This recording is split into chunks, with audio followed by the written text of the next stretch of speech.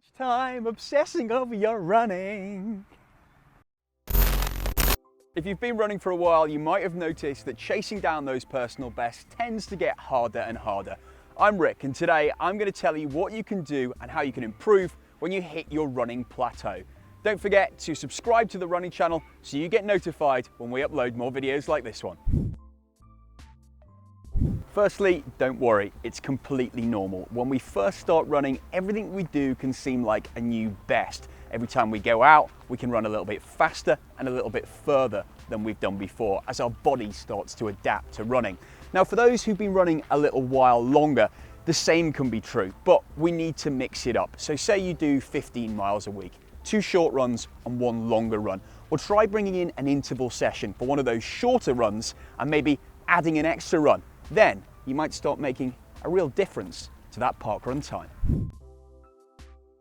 Most of us hit a plateau after some time. I mean, if we didn't, we'd all be breaking world records every day. The key thing is to be patient and try to work out why we've hit that plateau. Now, first and foremost, running progress is not always linear. It just doesn't go straight up. Think of it as big, wide, broad steps. I mean, we might have been knocking 10 seconds off our park run time for 3 weeks on a row, but eventually we're going to hit one of those big, wide steps, and that's when we need to work out how we improve, and eventually we will.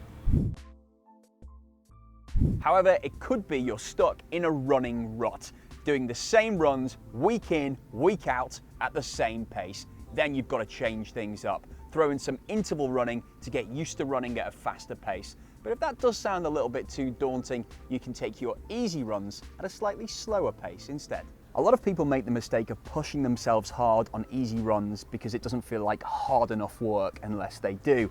However, it's much better to push yourself hard on things like interval training when you're supposed to, and ease off more on easy runs to get that benefit. If you are doing interval runs and things still aren't progressing, it may mean you just need to switch things up just ever so slightly as your body's adjusted and you're not challenging it in the same way. So instead of flat intervals, do hill reps instead.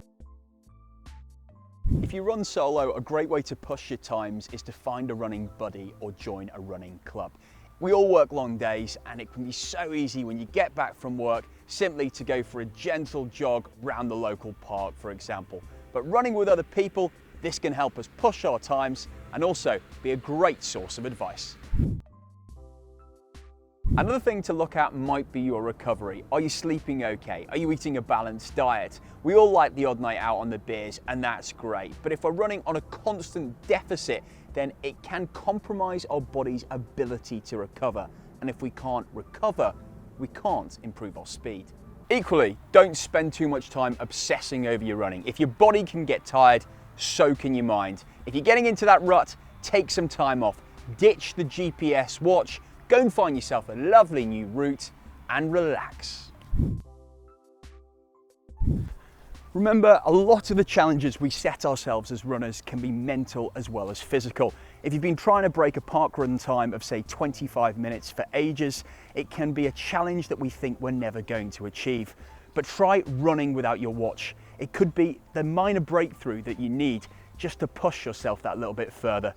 Hopefully, these tips can help you get you out of your running rut.